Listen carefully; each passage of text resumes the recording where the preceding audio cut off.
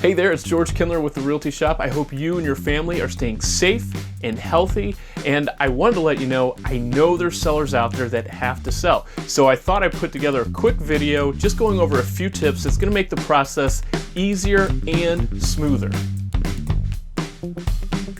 All right, sellers, I want to let you know the first tip is really to have professional photography. I know that seems kind of basic, but right now, the majority of your buyers are not going to be actually touring the property right away as soon as they see the property. So we want to make sure that we have pictures that represent the property in its best light, and also be prepared to have your listing agent, your photographer, whoever it is, they need to have a virtual tour ready for your buyer. Yes, it's going to cut down on tours, but ultimately, we only want the serious buyers in the property. So virtual tour is a great way to cut down on the not so serious buyers and to limit your foot traffic into the property itself.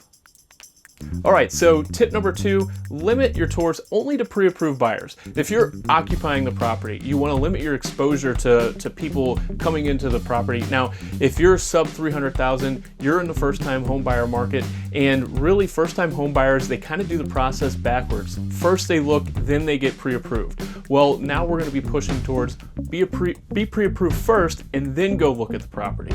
So my third tip for sellers, once you actually get the offer in hand, you need that pre-approval letter, right? You know, the contract's only worth being a piece of paper until you actually have a pre-approval or proof of cash in the bank account behind that contract. So once you get that pre-approval, I highly recommend that if it's not a fully underwritten buyer, again, I could walk you through that. If it's not a fully underwritten buyer, make sure they are within 24 to 48 hours. We want to be ahead of the curve. The mortgage industry is incredibly strained right now, and so the best thing for our buyers to do is to be fully underwritten as soon as possible. And as a listing agent, I'm going to let that buyer's agent know, yes, I will be contacting your buyer's lender once or twice a week, because I want to make sure that the buyer's gonna get funding and they're actually gonna be able to close on the property. So tip number 3, make sure you're fully underwritten, pre-approved buyer.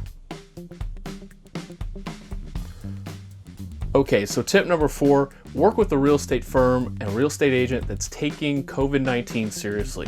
I know the company that I'm working for, The Realty Shop, we do take this seriously. We have all the tools to do everything virtually, except for, of course, the pre-list tour, and we can talk about that at your listing consultation.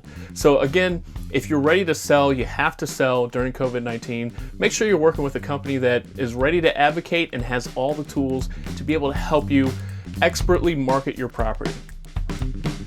Hey, thanks for watching the video, and we look forward to working with some of these sellers that I know have to sell. We really enjoy it, and I know this is a different time, so we have to use some different tools, but the Realty Shop, myself, I know we're all prepared to help and advocate for all of our clients that really they have to sell. So again, thanks for watching, and feel free to give me a call if you have any questions about the real estate market or how to sell your house during COVID-19.